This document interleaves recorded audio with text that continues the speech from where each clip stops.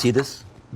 This is a map of all of the history of the expulsion of the Jews in Europe. They've been like, I have never seen a minority being kicked around this much, right? And of course, this comes back to the, the whole idea about the original sin, that you have betrayed Jesus Christ. The blood of Jesus is on your head.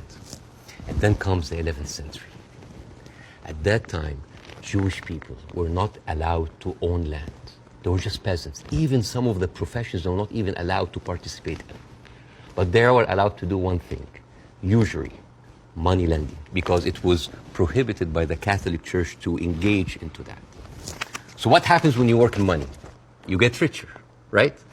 And those Jews lived in ghettos. Now, ghettos was not just like isolated neighborhoods in cities. Sometimes ghettos were outside the city. This is like how isolated they were. And in those ghettos, they have to pay gold to the mayor or the governor or the prince or the noble. So they would see, you're getting richer. I need more taxes. So they pay tax. What happens when you have a business and they increase your rent? You increase your service, increase the taxes. So what happened? The Christians started to default. And suddenly, the image of the greedy Jew was created. Shylock, merchant of Venice. If it will feed nothing else, it will feed my revenge. Like never did I see a creature I can't remember that. Never did I saw like a creature that looked like a man so keen and greedy. Confound of a man. English. I messed it up. Anyways, but this was the image, greedy Jew, the greedy Jew. This was created because of their conditions. And it became worse in 1095, when Pope Urban II called for the first crusade to go and save the birth of Jesus from the unbelievers Muslim. And this crusade did not kill a single Muslim. You know how many people they killed? 2,000 Jews. Because it's like, wait, the non-believers are all over there. Why? So they went to it's called the Crusades of the Rhineland. So they went to the Jewish community because, hey, we own the money, so let's kill them better than paying them. And then came the plague. And then all of the things like, oh, they're killing babies, who would do that to a baby, And they accused them of poisoning the well. This was the kind of oppression that the Jewish people went through. Fast forward 19th century, there was like the Eastern Jew in Ukraine and Russia, and there was the Western Jews in Europe. Those people in the Eastern Jews had to immigrate because there were pogroms and they were like, kicked out. And at a certain point, the people in the West, especially in England, it's like, there are too many Jews. We need a solution. A solution for what? For the Jewish problem. So it's like we need to get rid of them. And you know what? Palestine was not even in the A list. Palestine was in the B list. Because England proposed 6,000 square miles in Uganda for the Jews, 1903.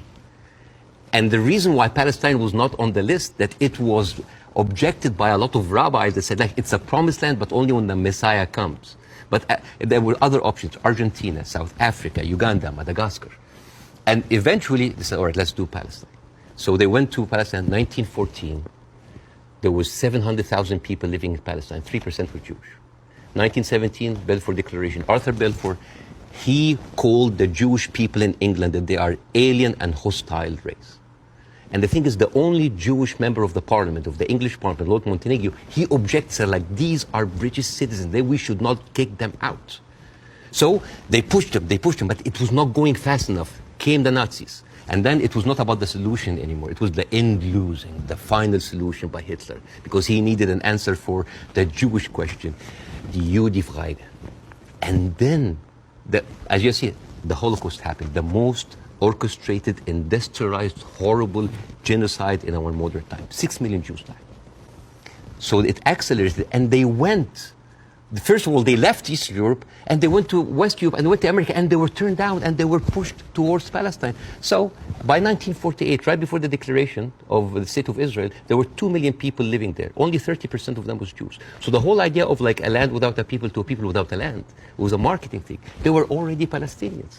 So suddenly, from our perspective, the Jewish problem is not a Jewish problem, is not a Middle Eastern problem, is not an Arab problem, it is a European problem. It was pushed on us together with the guilt, because now we are the anti-Semite. Now we are the Jewish hater. And not just that, they took land. So people look at this like, why are we even, we had a lot of refugees coming in.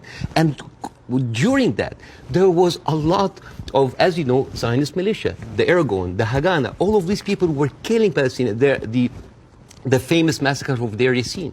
You're talking about the atrocities of October 7th, it's horrible. But in the Arab mind, there is Deir Yassin, where there is an incredible movie called Tantoura, Tantoura, where the Israeli members of those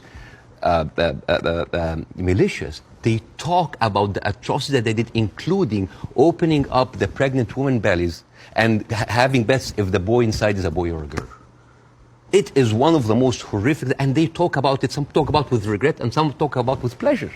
We did that, right? So you have even King David. I think your Prime Minister, Mr. Sunak, was there. And if I was British, I would question this. Because as you know, King David was bombed by the Aragon militias. 91 British soldiers died. I don't know, if I was British, how come my Prime Minister would have the nerve to stay in that hotel? I mean, you know, the ghost of the 91 British soldiers, that must be haunting for them. You see?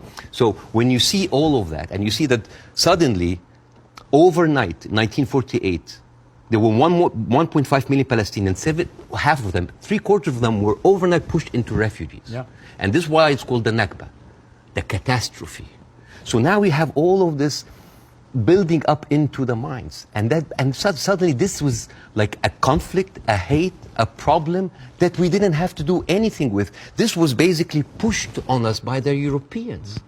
You see? So this is why it is important to say that. And I'm not saying that just like, oh, let's wipe out the state of Israel, let's like push them in the sea. No, but it's important when you talk about the conflict, that you talk about the root causes, right?